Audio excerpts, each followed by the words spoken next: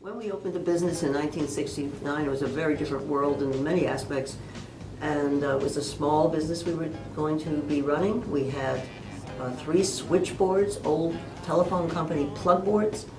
We each take 100 accounts, but we had probably about in total about 250 accounts.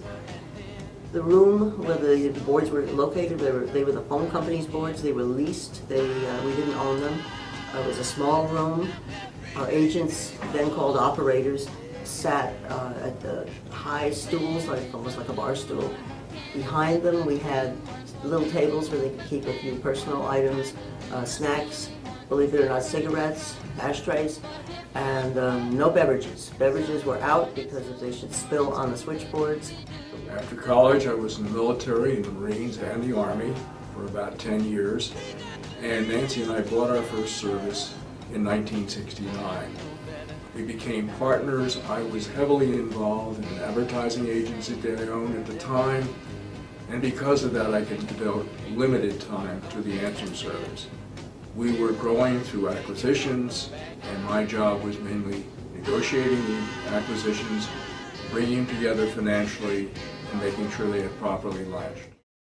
Message taking was quite different than it is now. We actually wrote on 3x5 slips of paper the name and phone number and problem of the caller. Then we filed them overhead in a bin, little slots actually, numbered by the client's ID. And so that when later on we either called the customer with his messages or he called in, we had that information. The industry was changing greatly in the 80s. Before that, we were very limited where we could market. We really couldn't market, as it were. And so we bought some small services and were able to incorporate them into our systems. We could only really change by acquisition. But still very limited, so we couldn't go really more than a few towns away. With the breakup of AT&T and the Baby Bells, 2 things came into play. And we needed to be located within 1/4 mile of the central office of the phone company, or else our customers, if they tried to be wired from farther away, would pay exorbitant fees to the phone company. Toll-free calling and call forwarding. Both of those changed the whole structure of how answering services could market. It allowed us, at a very modest cost, to market to any place in the country. In order to modernize and to consolidate our operation, improve training and improve management, we made the decision to put everything into our current 12,000 square foot modern office building located here in Butler. From the business standpoint, the technology allowed us to handle calls faster, more reliably.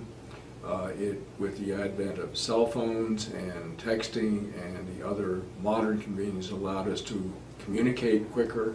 It allowed us to be more efficient. I joined Anserve in 2006.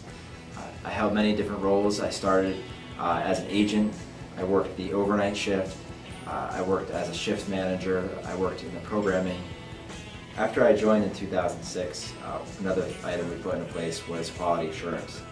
We know that we are the front line for our clients. Since instituting the quality assurance programs, we have won multiple awards for industry excellence, and we constantly meet the standards of our industry and exceed them.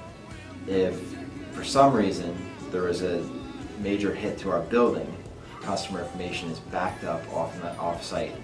We can remote into our vendor system and process calls through that.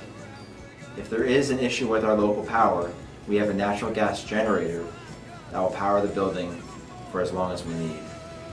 On top of that, each night we back up our information off-site, so if there's an issue with our physical plant building, we can still operate. We are moving most of our equipment into a co-location. The co-location has supercharged data, biosecure facility biometrically. We joined our clients and Fortune 500 companies in the co-location facility to protect ourselves on data and to also protect against breaches. I'm Nancy Ward, and I'm Vice President of Anserve Incorporated. My name is Rob Ward, and I am the President of Anserve. I'm Bob Ward, and I am CEO of Anserve.